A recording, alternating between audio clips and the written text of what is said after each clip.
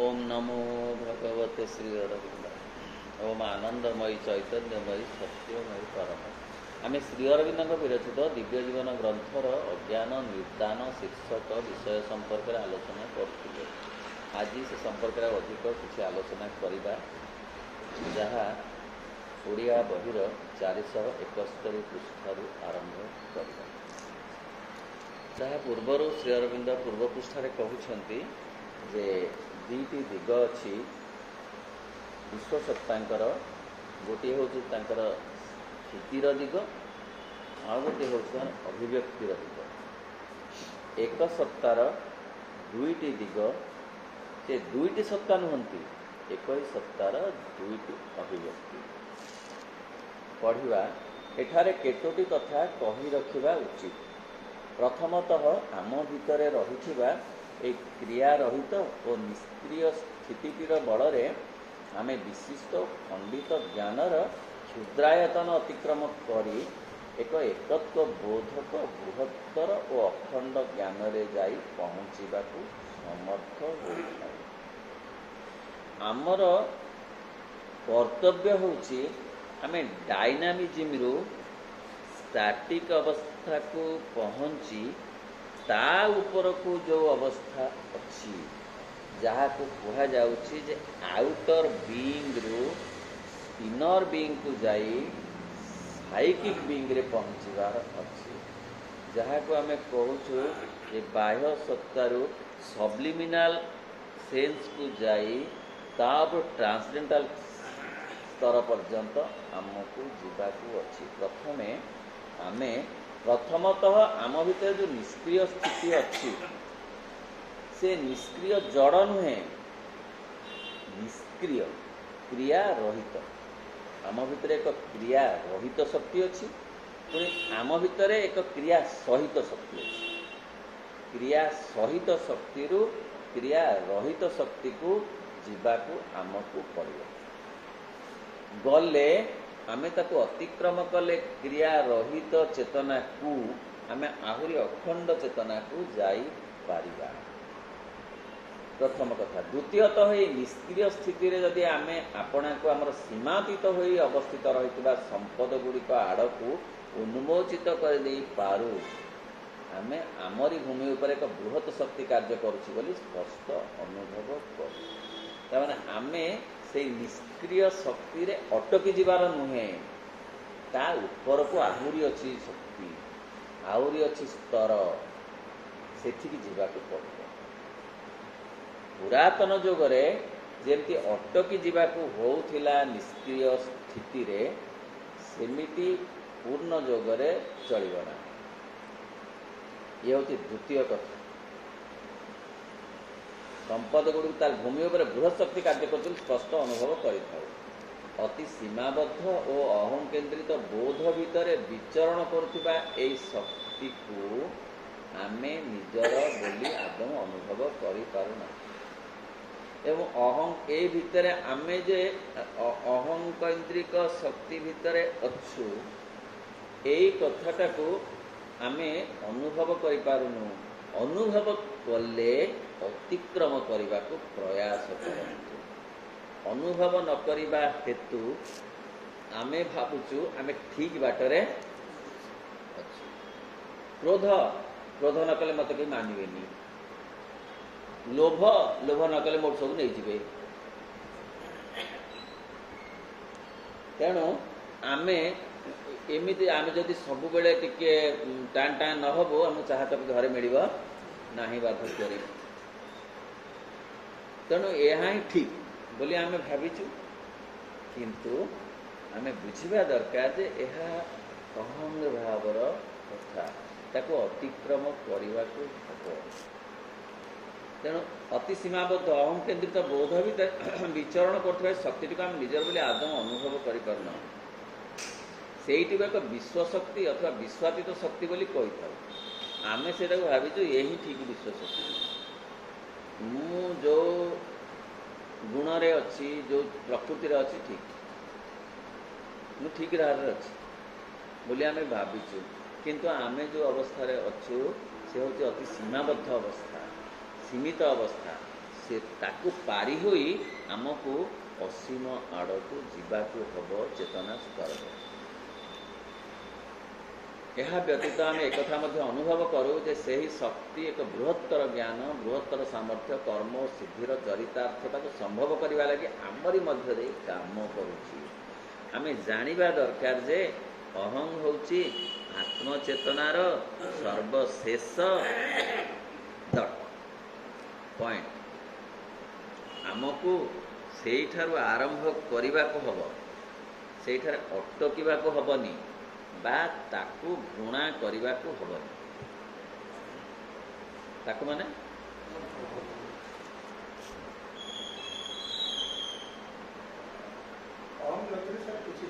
हबनी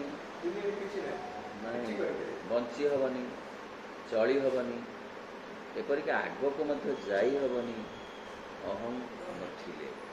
किंतु अहं को नेई जो लक्ष्य पथरे आम आसीचु सेठी को सेतिकरे चली सब हबनी आम उद्देश्य पूर्ण हबनी।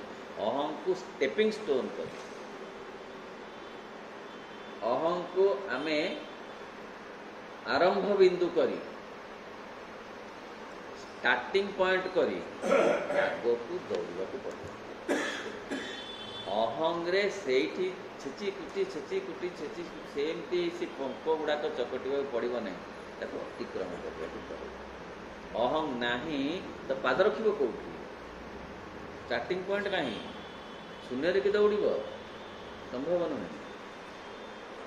से ही शक्ति जे आमर निज शक्ति नुहे से कथाटी आम बेस बुझी था आम ताको तो दिव्य शक्ति बोली बुझी था। से शक्तिटा आम सत्य सेटा एक दिव्य शक्ति बोली आम भावु आम अहं को भावु आम कि प्रकृत में सी तार एक छायाच्छन्न रूप दिव्य शक्तिर एक छायाच्छन्न रूप अहं पूर्ण भाव ताहा दिव्य शक्ति नुहे। गोटे मुखा पिंधा रूप मुखा को काढ़ा को हब पिंधिला परे ना नहीं मुखा न पिंधि किए काढ़ी पार मुखा तो नहीं काढ़ क्या मुखा तो पिंधि दे जीवन सारा जन्म जन्म। तेणु आमे सच्चिदान शक्ति बोली बुझी था एवं आपणा को ताहार केवल एक क्षेत्र माध्यम बोली बुझी था।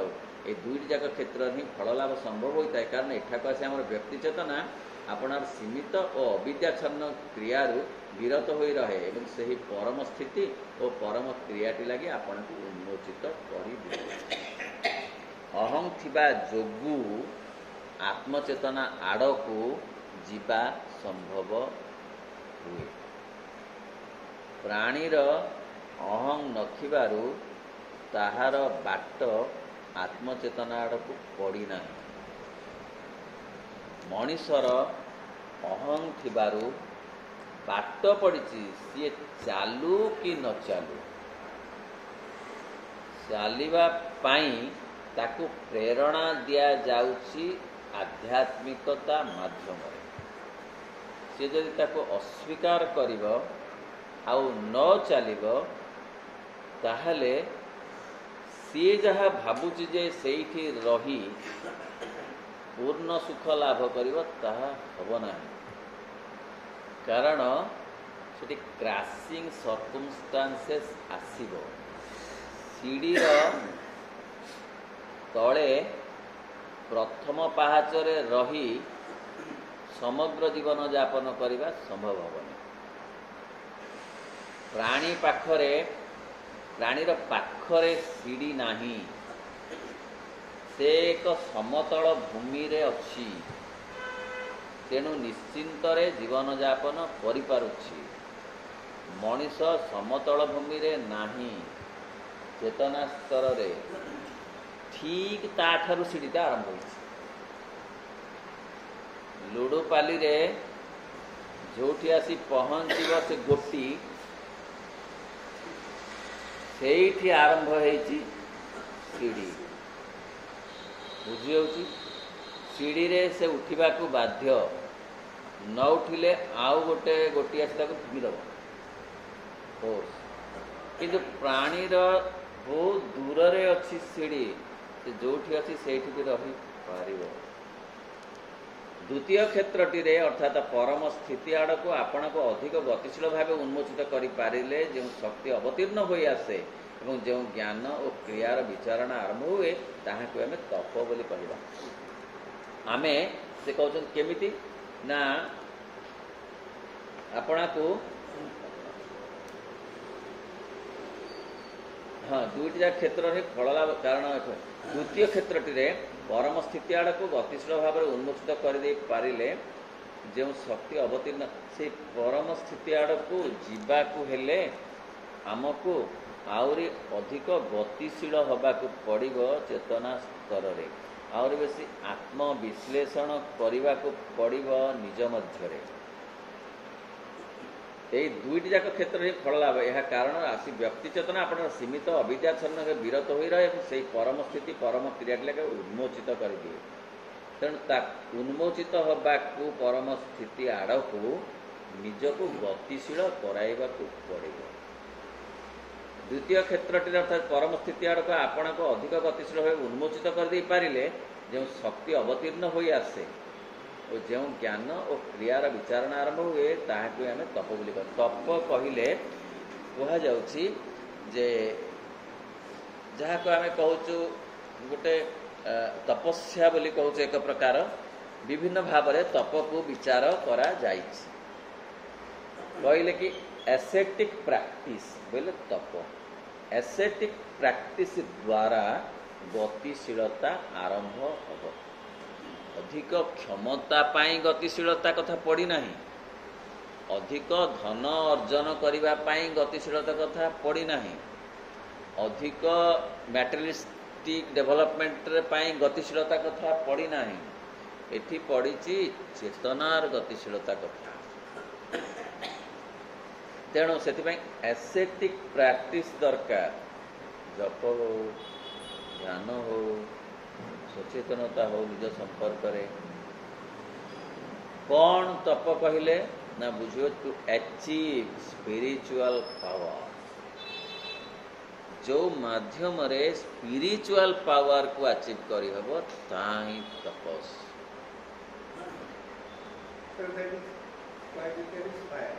हाँ फायर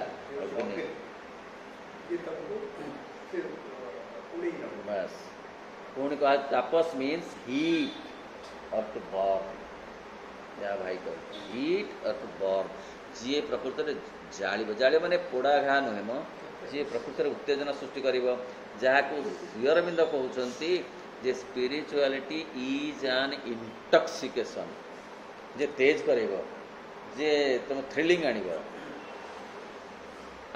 से हूँ प्रकृत में तप। पार्वती तपस्या कौन सी गोटे थ्रिलिंग अच्छी आउ ऊपर को जीवा आउ अधिक प्राप्ति हवा चेतना स्तर रे शिव को पाइबा अर्थ कौन समग्रता को पाइबा पूर्णता को पाइबा। तेणु आमे हाँ परम स्थिति आड़ को जो अवत्यात ज्ञान आ क्रिया दीटा जाक नहेले से कथा हेनी विचरण माने गतिशीलता विचरण करवा स्थिर नुहे सीआड़ आंदोलित हो जीवा हेले तापाई गोटे अग्नित्व दरकार जड़ता नुहे मु जोठी अच्छी से रही ना आर जन्म को जोठी अच्छी मैंने जो कोठार अच्छी नुह जो अवस्था अच्छी मु से अवस्था रही नहीं कौन करी ना मु आगु को जीवी आगु को जीवी माने कहार मो ठारू मु आगु को जीवी राम बाबू ठारू नुह राम बाबू ठारू आगु गले तो प्राण गला भाई आसिले ठीक आर थर को तो निचे मंत्री हेबी मो पाई रास्ता घाट बंद हम जावास बेले मोर ये गोटाक लक्ष्य रहा ये से कथा पड़ी मु मते अतिक्रम करी ता ना जो अर्थ मो क्रोध को मैं अतिक्रम करी, मो लोभ को मैं अतिक्रम करी, मो ईर्षा को मैं अतिक्रम करी, मो हिंसा को मैं अतिक्रम करी, मो संकीर्णता को मैं अतिक्रम करी, मु एगुड़ा को अतिक्रम करने को ये आसी। यही जगह हूँ से एक ट्रेनिंग सेंटर। यही जगह को चलीगले आउ जो कार्य मत अतिक्रम करने को आसी हम। तेणु माँ कहते जे ए स्थान हूँ अत्यंत गुरुत्वपूर्ण स्थान जीवन, जागतिक जीवन, पार्थिव जीवन, जहाँ को प्राचीन जोग कहे वृथा बोली, पूर्ण जोग कहे ताहा 100 भाग ठीक बोली। देह को प्राचीन जोग मना करे, गुरुत्व दिए नहीं, किंतु पूर्ण जोग 100 भाग गुरुत्व दिए। प्राण को 100 भाग गुरुत्व दिए, मन को 100 भाग गुरुत्व दिए पूर्ण जोग। कारण यह माध्यम रे ही असल स्थिति को लाभ करने को हुए। तेणु क्रिया और ज्ञान दीटा का दरकार। जमती ज्ञान जोग, क्रिया जोग, ये दीटा जाकर समन्वय खाली ज्ञान अर्जन कले यथेष्ट नुहे। मो क्रोध को मैं अतिक्रम करी प्रति मुहूर्त जपिले हेनी, अतिक्रम करने को पड़ो। क्रोध आसिले चिन्हवा को पड़ो, चिन्हिकी तार यथा विधि व्यवस्था करने को पड़ो। माँ को अर्पण करने को पड़ो, नीरव रहा पड़ो। केते कथा अच्छी कले आस्ते आस्ते क्रोध को जड़े अतिक्रम करी पारि। खाली थियोरी पढ़िले जमा हेनी, लाबोरेटरी की जीवा को हम ताहेले जाई थियोरीटा कार्यकारी हम। हेले आर जन्म को से कथा गुड़ाक रहा। जो मैला गुड़ाक लगी जाइए आम पिंधा चादर रे कि सार्ट रे कि पैंट रे, से मैला गुड़ाक पिंधिक गले पुणी से सार्ट पैंट पिंधिक आसवा पड़ो। से साबुन नहीं, से माने हाँ, से साबुन नहीं मतलब आफ्टर डेथ कथा पड़ी। मृत्यु परे से लुगापटा सफा करने को साबुन कि डिटर्जेंट पाउडर नहीं। एठी मैला अच्छी, सफा करने को व्यवस्था अच्छी। तेणु कह जाउची सफा कर, सफा पिंधिकी जाओ, प्रोवाइडेड। मैला अच्छी बोली चिन्हिले तो आउ जदि किए कहीदेव क्रोध आसो। निजे निजको विश्लेषण कले जानी हब जे मो सार्ट रे दाग लगी।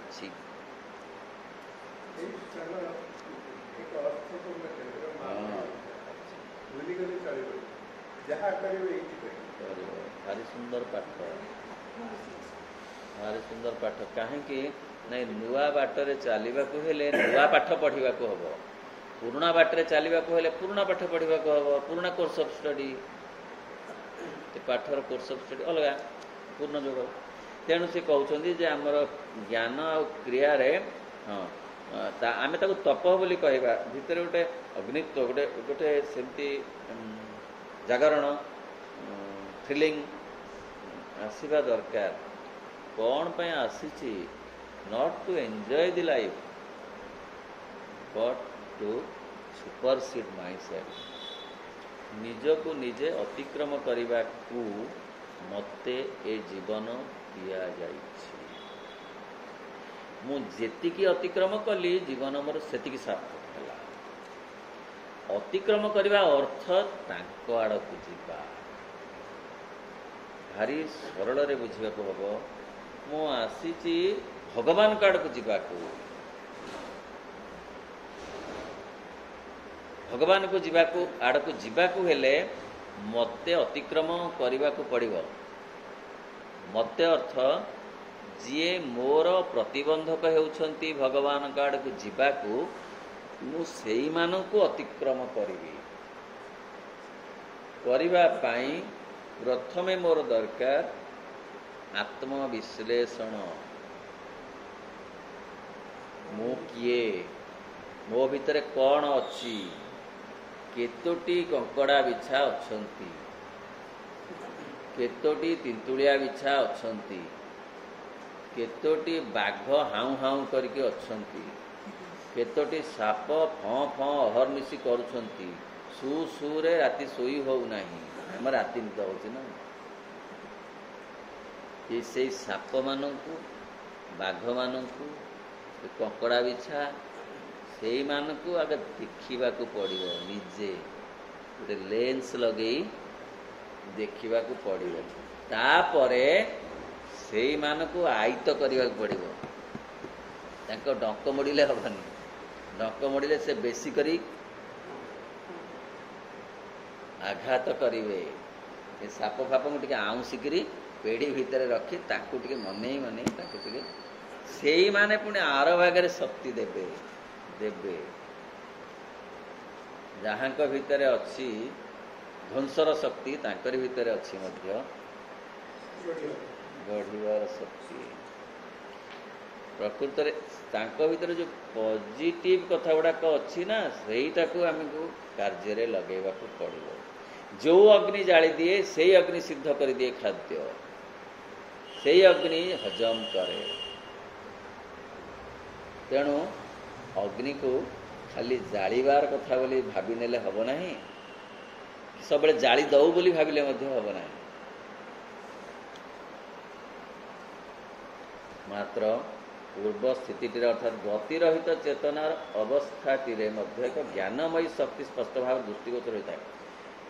ଷ୍ଟାଟିକ୍ରେ ବି ଗୋଟେ ଜ୍ଞାନ ଥାଏ, ଷ୍ଟାଟିକ୍ରେ ଜ୍ଞାନ ଥାଏ, ଡାଇନାମିଜିମ୍ରେ ଥାଏ ଗତିଶୀଳତା କ୍ରିୟା। ତେଣୁ ଜ୍ଞାନ ନଥିଲେ କ୍ରିୟାର କିଛି ଅର୍ଥ ନାହିଁ। ପୁରୀ ପଟକୁ ଯିବାକୁ ଜ୍ଞାନ ନାହିଁ, ଖାଲି ଗୋଟେ ଧାଇଁଛି, ଇଆଡ଼େ ବୋଲେ ସିଆଡ଼େ, ସିଆଡ଼େ ବୋଲେ ଇଆଡ଼େ ଧାଇଁଛି, କିଛି ମୂଲ୍ୟ ଅଛି କି? ତାହେଲେ ଆଗ ଜ୍ଞାନ ନା ଆଗ ଶକ୍ତି? ଆଗ ଜ୍ଞାନ ନା ଆଗ ଶକ୍ତି? ଜାଣିବା ଦରକାର ମୁଁ ଆସିଛି କାହିଁକି, ତାପରେ ସେଠିକି ଯିବି କେମିତି, ତାପରେ ମୋତେ କିଏ ପଥରୋଧ କରୁଛନ୍ତି, ତାପରେ ମୁଁ ତାଙ୍କୁ ଆଡ଼େଇବି କେମିତି। ସେଇଠି ଆସିବ ମାଙ୍କୁ ଜଣେଇବି ଯେଉଁ ଦୁରୂହ କାର୍ଯ୍ୟଟି। ଯେଉଁମାନେ ମୋତେ ଗତିରୋଧ କରୁଛନ୍ତି, କ୍ରୋଧ, ରାଗ, ହିଂସା ଯେଉଁମାନେ କରୁଛନ୍ତି, ତାଙ୍କୁ ତାଙ୍କ ସହିତ ଯୋଡ଼ିଲେ, ତାଙ୍କୁ ଅର୍ପଣ କଲେ, ସେମାନଙ୍କୁ ଶାନ୍ତ କରେଇ, ସେମାନଙ୍କୁ ବୋଲେ ପ୍ରତିରୋଧ କରୁଥିବା ଶକ୍ତିମାନଙ୍କୁ ଶାନ୍ତ କରେଇ ତା ଦ୍ୱାରା ଲାଭବାନ କରେଇବେ।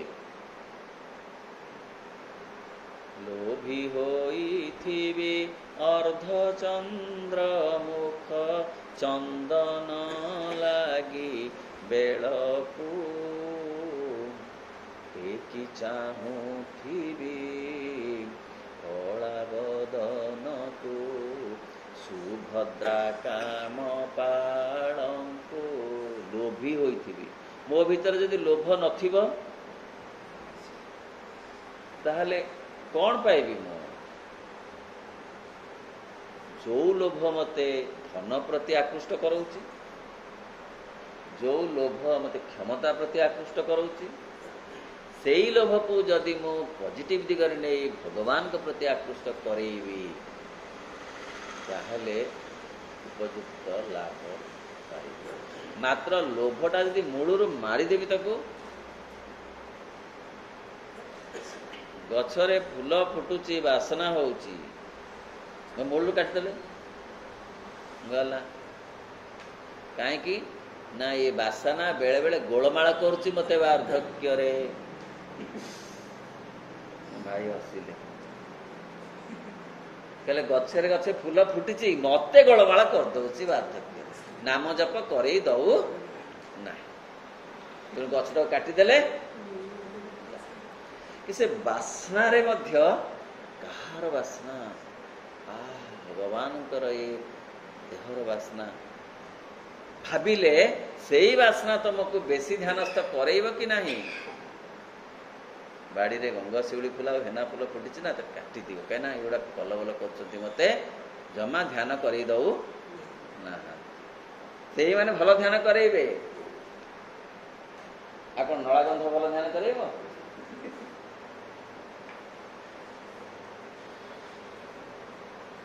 ଏହାକୁ ଆମେ ତପ ବୋଲି କହିବା।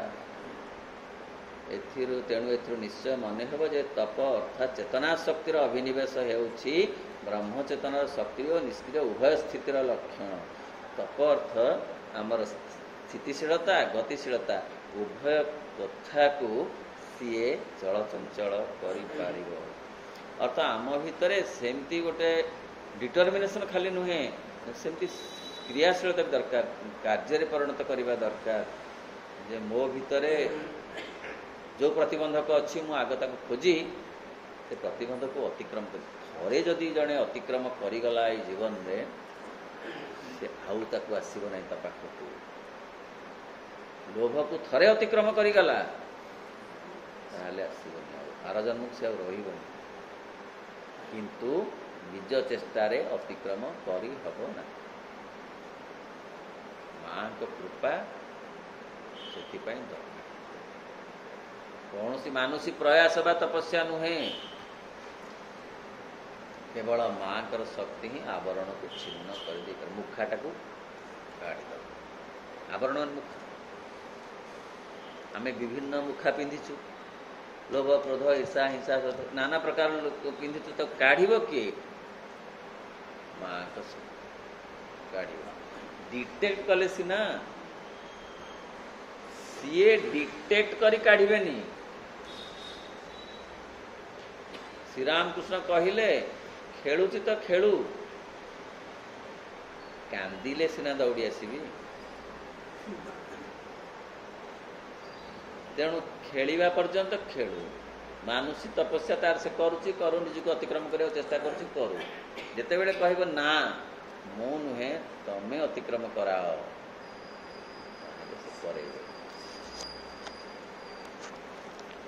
ବହୁ ଚେତନା ଶକ୍ତିର ବ୍ରହ୍ମଚେତନାର ଏବଂ ଆମର ପ୍ରକୃତିଗତ ନିଷ୍କ୍ରିୟ ସ୍ଥିତିଟିରେ ମଧ୍ୟ ଏକ ଅଦୃଶ୍ୟ ଆଧାର ଶକ୍ତି ଓ ସାଧନ ରୂପେ ତପଶକ୍ତିର ଏକ ଅଧିଷ୍ଠାନ ଅବସ୍ଥାରେ ଆମ ଭିତରେ ଅଛି।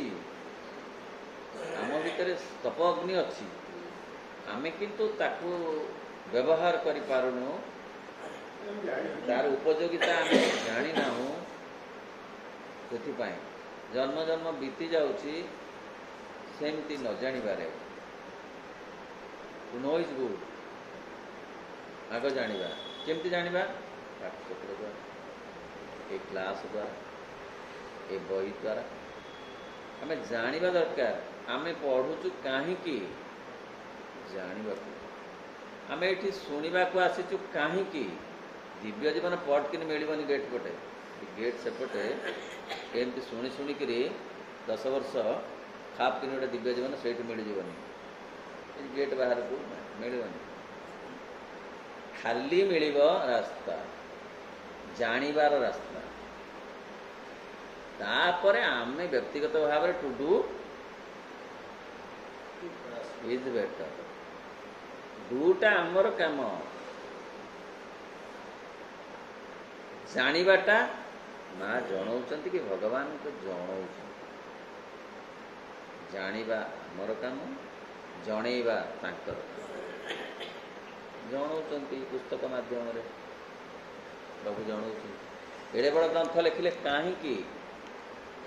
ଟୁ ମେକ୍ ଅସ୍ ନୋ, ଆମକୁ ଜଣେଇବା। ପ୍ରକୃତିର ଚିତ୍ ଶକ୍ତିର ଏଇ ଅଭିନିବେଶଟି ଯେତେବେଳେ ଯାଏଁ ବର୍ତ୍ତମାନ ରହିଥାଏ ସେତେବେଳେ ଯାଏଁ ତାହା ସକଳ ସୃଷ୍ଟି, ସକଳ କ୍ରିୟା ଓ ସକଳ ଗତିଶୀଳତାକୁ ଧାରଣ କରିଥାଏ। ତେଣୁ ଯେତେବେଳେ ପର୍ଯ୍ୟନ୍ତ ଫିଲିଙ୍ଗ ଅଛି ନା, ସେଇ ଚେତନା ଅଛି, ସେଇ ପ୍ରାକ୍ଟିକାଲ କଥା ଅଛି, ସେତେଦିନ ପର୍ଯ୍ୟନ୍ତ ସିଏ ଆମ ଭିତରେ ରହିଥିବ। ଜୀବନର ଯଥାର୍ଥ ମୂଲ୍ୟ ସେତେବେଳେ ଆକଳନ କରି ହେଉଥିବ। କବୀର କହିଲେ ଯେ ଯେଉଁ ମଇଳା ଚାଦର ଆମେ ପିନ୍ଧିକିରି ଆସିଛୁ, ସେ ଚାଦରକୁ ସଫା କରିବାର ଆମ କାମ। ଯଦି ଆମେ ସଫା ନ କରୁ ତାହେଲେ ସେଇ ମଇଳା ଚାଦର ପୁଣି ପିନ୍ଧିକି ଆସିବାକୁ ପଡ଼ିବ। ତେଣୁ ମଇଳା ଚାଦର ସଫା କରିବାର ବାଟ ଏଇ ଭୂମିରେ ଅଛି। ସେଥିପାଇଁ କି କୁହାଯାଉଛି ଯେ ଧନ ତମର ଦରକାର, କିନ୍ତୁ ଧନ ଜୀବନର ଲକ୍ଷ୍ୟ ନୁହେଁ। ଯଶ ତମର ଦରକାର, କିନ୍ତୁ ଯଶ ଜୀବନର ଲକ୍ଷ୍ୟ ନୁହେଁ। प्रशंसा तुम दरकार निंदा दरकार नहीं मो निंदा शुणी शुणी तो कौन हो सब निंदा शुणव तुम कौन हो केमती गोटे जड़ हो ना नहीं इन्स्पिरेशन दरकार तो आगे जावाक जी जो क्षेत्र में जाऊ संगीत इन्स्पिरेशन दरकार कि नहीं कहीं न हो दि चार जन कहतु नृत्य करुचे जाने ताकि इन्स्पिरेशन दरकार कि नहीं किंतु जस पाइबा नृत्य करवा नुहे जस जस मिलू जसटा कौन हम माध्यम सीढ़ी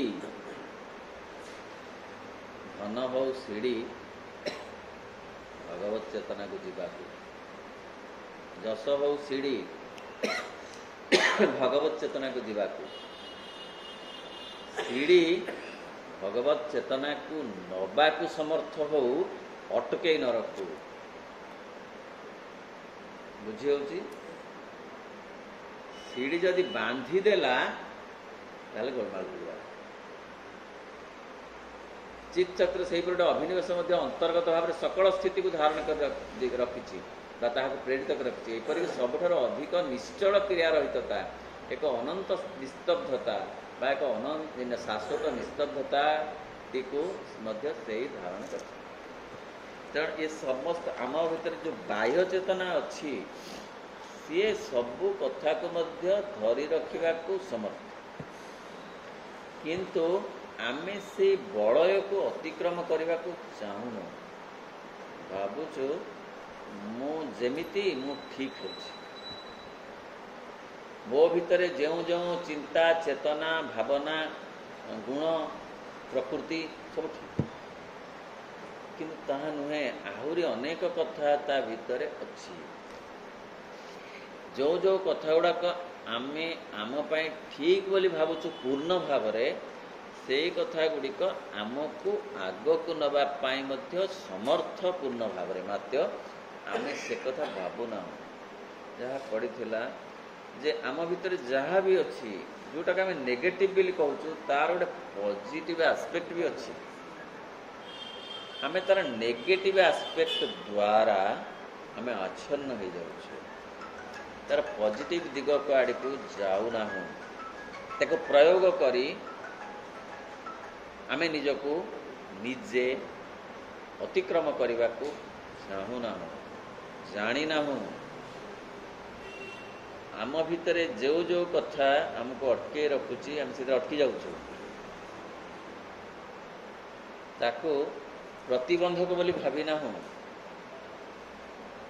आत्मविश्लेषण द्वारा प्रतिबंधक बोली भाविले आउ ताको माँ को अर्पण कले प्रतिबंधक दूर हो प्रतिबंधक दूर न हेले जीवन सार्थकता मिलबनी अन्य जगार प्रभु कहते जीवन लक्ष्य कौन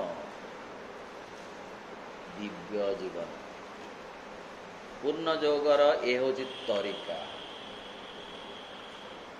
अन्य जोगरे जीवन लक्ष्य मुक्ति श्री अरविंद पाठरे जीवन लक्ष्य दिव्य जीवन पाइबा को हेले ये समस्त को ग्रहण करी अतिक्रम करने को हम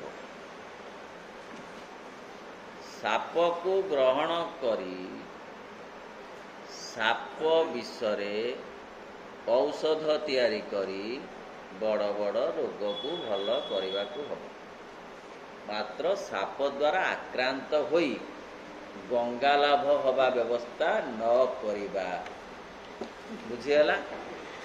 ओम नमो भगवते श्री अरविंद। ओम आनंदमयी चैतन्यमयी सत्यमयी परम।